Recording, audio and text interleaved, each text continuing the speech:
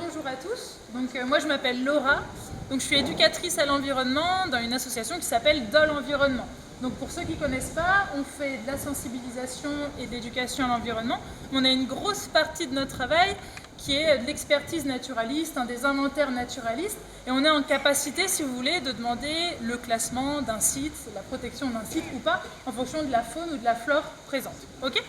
Donc là, cet après-midi, on va faire une petite balade de 2 heures sur la découverte de la biodiversité en ville. Donc la biodiversité, vous êtes au clair avec la définition? Biodiversité, la diversité du vivant. Et ici, ça va être notamment les espèces surtout sauvages.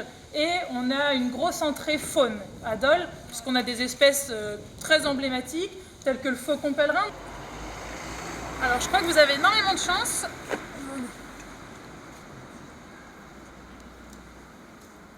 Donc nous avons ici à Dole un couple de faucons pèlerins. Ça fait partie de quelle famille? Est-ce que vous savez? Les rapaces. Alors la définition du rapace, ça va être un oiseau qui mange d'autres animaux, d'accord? Qui est carnivore. Donc notre couple de faucons pèlerins, il a une histoire un petit peu particulière à Dole. Je ne sais pas si vous savez, mais il n'est pas arrivé ici totalement par hasard. En fait, on a eu un souci dans les années 2000-2010, c'est que la ville de Dole était envahie par les pigeons. Le souci avec les pigeons, c'est qu'ils font énormément de fientes. Et leur fiente, elle est un petit peu acide, un petit peu érosive. Et donc, le monument que vous avez devant vous, la collégiale, est classé monument historique de France. Donc dans les années 2010, le gros souci, c'est que les fientes commençaient à abîmer la collégiale. Donc il a fallu trouver une solution, trouver quelque chose pour éradiquer cette population de pigeons. Et depuis 2014, donc c'est le même couple qui est présent à Dole, contrairement à d'autres oiseaux, le couple dure dans le temps. Et chaque année, il y a entre 2 à 3 jeunes qui sortent du nid. Voilà. Donc ça, c'est vraiment une richesse de la ville, parce que ce n'est pas toutes les villes qui ont la capacité d'accueillir un couple de faucons pèlerins. Et moi, j'ai déjà eu des témoignages de personnes qui m'ont dit « Mais c'est vrai que depuis 2015, il y a beaucoup moins de pigeons, quoi. On en voit beaucoup moins. » Bon, alors du coup, ils ont compris où se cacher pour ne pas se faire manger. Mais ça, c'est un autre souci, mais il y en a quand même beaucoup moins.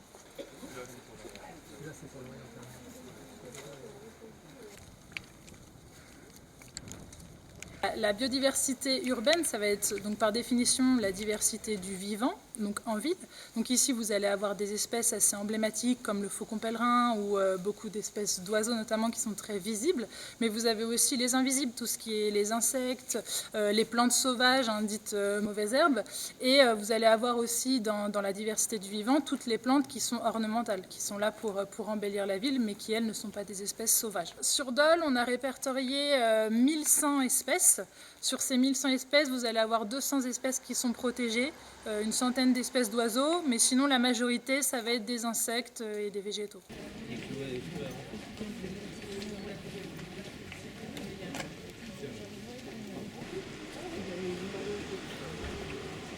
Donc pourquoi je vous arrête ici? C'est parce que vous avez juste ici des nids artificiels qui ont été installés, puisque les hirondelles sont des espèces aussi menacées. À votre avis, pourquoi? Il y a plusieurs raisons qui font que les espèces, il y a de moins en moins d'hirondelles. Première chose, destruction des nids, notamment à cause des fientes qui posent pas mal de soucis aux habitants. Les chats, c'est des sacrés prédateurs, que ce soit sur tout ce qui est petits passereaux, oiseaux, mais aussi reptiles, amphibiens. C'est un vrai souci puisque c'est une espèce domestique qui est dans le milieu sauvage, donc c'est un souci. Ouais. La principale raison, ça va être le manque de nourriture à cause des insecticides, évidemment, et également le dérèglement climatique qui va rendre leur traversée du Sahara très compliquée. Voilà. Donc ça, c'est vraiment les menaces principales des hirondelles. Bon, je vous remercie beaucoup pour cette balade. C'était sympa malgré la pluie, on a vu des choses, on a passé un bon moment. Depuis mon enfant, j'ai toujours été passionné par les poissons, par les oiseaux, etc. Je fais partie de la Société d'histoire naturelle de Champagnole, j'organise des sorties par exemple. J'ai des amis qui sont ornithologues, donc on discute de nos observations. J'ai été amené à visiter cet endroit, je crois en 2001 ou 2002, c'était au mois d'août, il y avait une circulation très importante sur l'avenue du Maréchal Juin. Et puis en arrivant ici, j'ai été saisi par la tranquillité du lieu. Il y avait des merles qui trottaient un peu partout. Et donc ça nous a vraiment intéressés. La première année que nous étions là, on a eu la surprise d'observer au printemps un chevreuil qui venait de la forêt de Chaux et qui est resté un mois de temps dans les terrains qui sont derrière moi là. Vous connaissez déjà un petit peu Dole? Oui, un petit peu, oui. D'accord. Quand on est sur le pont de la Corniche et qu'on voit l'église qui est au-dessus, l'église de la Bugue, on voit une bande d'arbres vertes là, et donc ma maison elle est dans cette bande-là. Mais alors pourquoi c'est tranquille? Parce que en dessous de chez nous là, il y a une ancienne voie ferrée, ce qui s'appelle la voie Jules Grévy. Une voie ferrée, ça ne se traverse pas facilement. On peut pas mettre des chemins tous les 10 mètres pour traverser la voie ferrée. Donc ça fait une sorte d'isolation. Et donc maintenant, elle s'est arrêtée, il n'y a plus de train. Et il y a le projet de transformer ça en voie verte. Mais il n'empêche que pour l'instant, cette voie ferrée, elle est à l'abandon. Il y a des ronces, il y a des tas de trucs. Et ça permet quand même la circulation de pas mal de bestioles. On appelle ça un corridor, quoi. Hein, c'est-à-dire qu'il y a des serpents, des renards, des trucs qui peuvent passer. Oui. Quand ça sera en voie verte, ça serait bien qu'il y ait encore des buissons, des trucs, pour qu'il y ait quand même une possibilité de circulation d'animaux.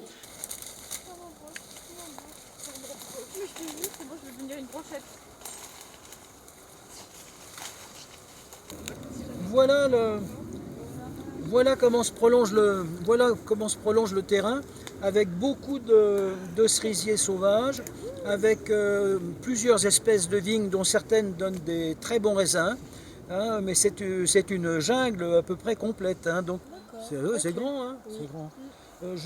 Par exemple ici on a une pousse de ce qu'on pourrait appeler des mauvaises herbes, hein, c'est une variété de sureau, c'est des yèbles. Et donc ces yèbles, je les laisse parce que ça fait des baies qui sont consommées par les oiseaux l'hiver. Le centre-ville de Dole, il est là-bas. On voit depuis chez moi, depuis un peu au-dessus, on voit la collégiale très bien, on voit l'immeuble Le Mont Blanc, on voit etc.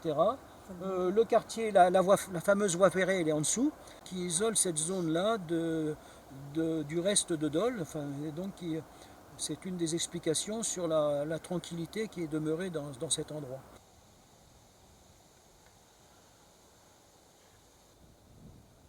Le Grand Dole est opérateur Natura 2000 de 2 sites sur son territoire. Le site Natura 2000 de la forêt de Chaux sur 22 000 hectares et puis le site Natura 2000 du massif de la Serre sur un peu plus de 4 000 hectares. Nous avons aussi un réseau de pelouses sèches qui se situe principalement sur des collines autour de Dole. Donc le Mont Roland, le Mont Joli et la pelouse des Rangs Archelange. Tout ça, ça représente à peu près 45 hectares, ces 3 sites. En fait, les élus du Grand Dole ont décidé de réfléchir à des solutions alternatives au broyage pour mieux prendre en compte dans la gestion courante la protection de la biodiversité. Donc on a remis en pâturage finalement progressivement ces sites-là. Le Grand Dole a par ailleurs investi dans du matériel pastoral parce qu'il faut bien monter des clôtures même temporairement. C'est occupé également des problématiques liées à l'abreuvement des bêtes, hein, ce genre de choses. Nous travaillons avec 2 éleveurs de brebis, parmi lesquels Adrien Gillot, qui exploite le Mont Roland et le Mont Joli. Avec Adrien, on travaille d'une façon relativement simple et directe, c'est-à-dire que lui a un cahier des charges, hein. Il s'engage à faire pâturer ses bêtes évidemment, à l'entretien des clôtures qui ne lui appartiennent pas, hein, mais il a en charge l'entretien des clôtures, l'entretien des parcs plus généralement, sur des opérations de gestion courante agricole. Ce qu'il faut bien comprendre, c'est qu'on ne peut pas rouvrir de but en blanc ces sites-là, parce que ça serait trop traumatisant pour la faune et la flore. Donc c'est une rouverture progressive au fil des années. Et puis ça correspond aussi à une montée en charge sur l'exploitation. C'est-à-dire qu'il faut que l'éleveur ait un nombre suffisant de bêtes pour pouvoir pâturer correctement les parcs. L'enjeu, c'est que les sites restent ouverts sans trop impacter non plus. Alors, c'est pas de surpâturage, pas trop de brebis, mettre assez de brebis. Puis tout en laissant les sites ouverts au public, car il y a beaucoup de chemins de randonnée. Et cela évite, avant sur Dole par exemple, il y avait une activité de broyeur fait une fois par an. Maintenant, il y a plus, cet aspect financier n'apparaît plus. Et à l'heure d'aujourd'hui, avec les subventions et tout, qui nous ont aidés pour le montage de clôture, là, l'éleveur, moi je coûte plus rien à la commune en fait. Ben, mon intérêt c'est que moi j'avais pas assez pour mes bêtes, puis que la terre, sur des terres comme ça, des terres à cailloux, tout ça, c'est de la terre à moutons. Il y a quelques années, des années en arrière, les éleveurs de moutons venaient déjà sur ces terres-là en fait. Les bêtes vont bientôt partir là, on va arriver sur les activités de broyage. Moi je vais commencer par faire mon broyage que j'ai de base, je vais entretenir mes clôtures, faire mes lisières de clôture et tout. Et après on voit avec Monsieur Chaput qui passe sur le site et c'est là qu'on voit sur quelle partie on va intervenir et comment on va intervenir.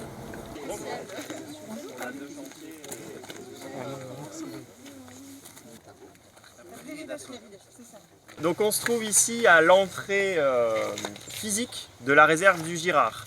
La réserve de l'île du Girard, c'est une réserve nationale. On a deux types de réserves en France, on a des réserves régionales et des réserves nationales. Tout ça, c'est géré par l'État et c'est mis en cogestion avec différents organismes. Elle nous assure des financements. Pour de l'environnement, c'est 1,3 équivalent temps plein. Vous l'aurez peut-être deviné, moi je suis le 0,3. Je ne suis pas le 1, puisque je travaille en même temps sur de l'environnement. Et mon collègue Frédéric Topin est conservateur de la réserve à temps plein. Donc c'est moi qui vous fais la visite aujourd'hui. Et on va visiter cette réserve naturelle nationale qui est une réserve alluviale. Donc c'est une réserve qui est en bordure de cours d'eau. On a le Doubs qui passe sur ce côté là-bas. Et puis on a un autre bras du Doubs, un ancien bras du Doubs, qu'on appelle aujourd'hui le Vieux Doubs, qui passe ici et qui s'écoule sur la droite de la petite digue d'entrée. Réserve alluviale dit zone inondable. Vous avez ici une règle qui nous indique en fait le niveau d'eau par rapport au niveau de la digue. Et le petit taquet jaune orangé que vous voyez à 60 cm au-dessus du niveau zéro, c'est le résultat de la crue de 2016 qui n'a pas été dépassée depuis. La quasi-totalité de la réserve était immergée. Vous allez voir, à part la digue sur laquelle on va évoluer, on avait vraiment de l'eau partout. Donc on va rentrer sur la réserve. Pour vous faire l'historique, la réserve de l'île du Girard, elle a été créée en 1982. Et elle est gérée par Dole Environnement depuis 1998. Et l'histoire de ce site, donc certains connaissent sous le nom des Goubeaux. Alors les Goubeaux, c'est pas la totalité de la réserve, hein, c'est plutôt ce secteur-là qui se trouve du côté de Raon-Parcé et de la Loue. Hein, c'est ce secteur. Mais le reste de la réserve, avant d'être réserve, a été impacté par de lourds travaux dans les années 60, entre 60 et 64 à peu près. Ce cours du Doubs là n'existait pas. Il faut vous imaginer qu'à l'époque, ici on avait de la terre et on avait des méandres de la Cloge et de la Loue et que le Doubs, le cours principal, se passait ici. Sur ce qu'on appelle aujourd'hui le Vieux Doubs. Le Vieux Doubs est aujourd'hui alimenté par les crues comme aujourd'hui. On voit bien que l'eau passe et réalimente en eau les bras morts. Donc on a vraiment modifié le paysage avec des conséquences écologiques, des conséquences négatives principalement, puisque l'objectif principal c'était de mettre en sécurité les habitations et les cultures, et on s'est rendu compte qu'en faisant un bras linéaire, on a vraiment une modification du paysage et des écosystèmes.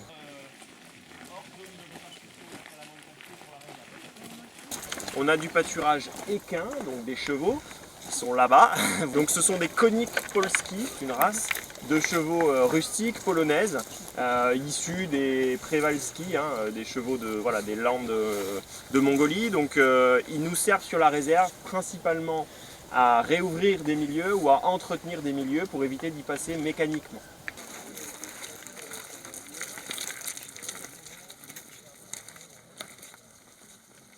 On se retrouve ici au bout de la digue. Avant, la digue faisait 450 mètres de plus, pour ceux qui la connaissent à l'époque. Et aujourd'hui, elle s'arrête ici. On a ce qu'on appelle cette plateforme ici. Vous avez le panneau là-bas qu'on ira probablement voir après, où je vous laisserai le découvrir. Mais c'est l'explicatif des travaux qui ont eu lieu sur la confluence d'Oulou. Donc des travaux qui ont coûté 746 000 € hors taxes pour la totalité du désenrochement et l'enlèvement de la digue d'entonnement du Girard. Donc c'est quand même des travaux assez importants qui ont eu dès leur moitié de réalisation des effets positifs sur la biodiversité. On a tout enlevé pour retrouver ce qu'on appelle une zone d'expansion de crue. C'est-à-dire que quand le niveau de l'eau monte, comme on voit là-bas, hein, vous avez le Doubs et la Loue qui se jettent derrière nous, quand le niveau de l'eau monte, pour des quantités et des volumes d'eau égales, à l'époque, c'était contraint entre deux digues et deux enrochements, donc le niveau pour un gros volume montait très vite. Aujourd'hui, pour le volume égal, on a une surface beaucoup plus large où l'eau peut s'exprimer, donc le niveau, une fois qu'il s'est étendu sur la réserve, sur cette zone d'expansion, eh ben, le niveau s'arrête de monter finalement et la crue est pas stoppée mais canalisée sur tout cet espace-là.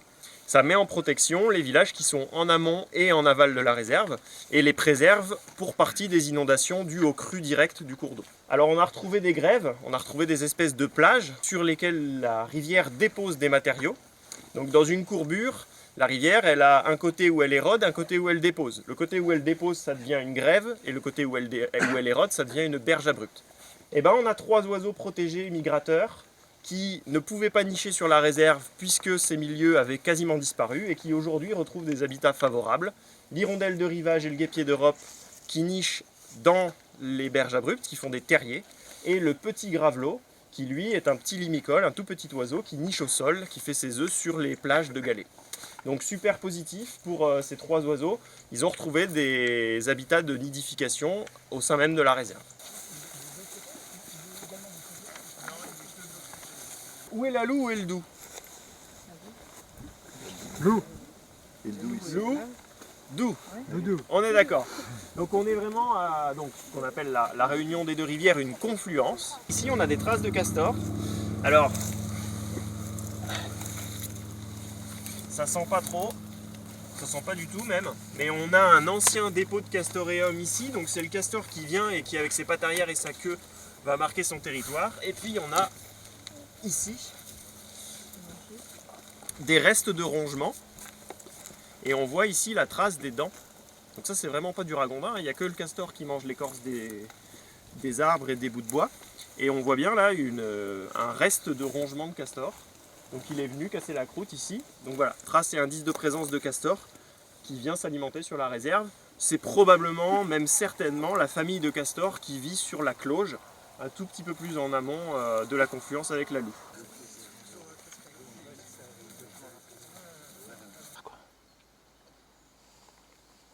Il y a un réel impact des zones urbaines à proximité de la réserve, même si celle-ci peut sembler un peu isolée puisqu'à distance de grandes agglomérations. Le premier impact de ces zones urbanisées, c'est d'abord la pollution par les déchets. On se retrouve finalement en période de crue à avoir des dépôts de déchets absolument catastrophiques sur de nombreux bras morts de la réserve pour lesquels il faudrait et il faut intervenir et exporter toute cette matière-là en déchetterie. Et puis deuxième gros impact, c'est la pollution chimique, puisqu'on a de nombreuses industries qui ne jouent pas encore totalement le jeu de la décontamination, ou en tout cas on hérite peut-être aussi des dépôts des années passées. Et on a sur les bras morts de la réserve, principalement dans les limons qui sont au fond des mortes, des quantités de métaux lourds assez significatives. Le dérèglement climatique sur l'île du Girard est finalement peu perceptible à petite échelle. Par contre, on a une réserve qui a maintenant plus de 30 ans et on constate notamment sur les populations d'oiseaux, mais pas que, aussi les insectes, une montée des espèces dites du sud de la France et une raréfaction ou une diminution des espèces plus locales ou en tout cas plus accoutumées à nos climats d'habitude. Sur le long terme, on pense que l'augmentation des sécheresses devient quelque chose d'assez significatif. Ça fait déjà plusieurs années qu'on constate qu'on est tous les étés en sécheresse et cette diminution de la ressource en eau va représenter, à mon avis, dans un futur assez proche, une des problématiques majeures sur nos espaces qui étaient, il y a encore quelques années, des zones riches et diversifiées dues à ces zones humides qui restaient réellement humides toute l'année.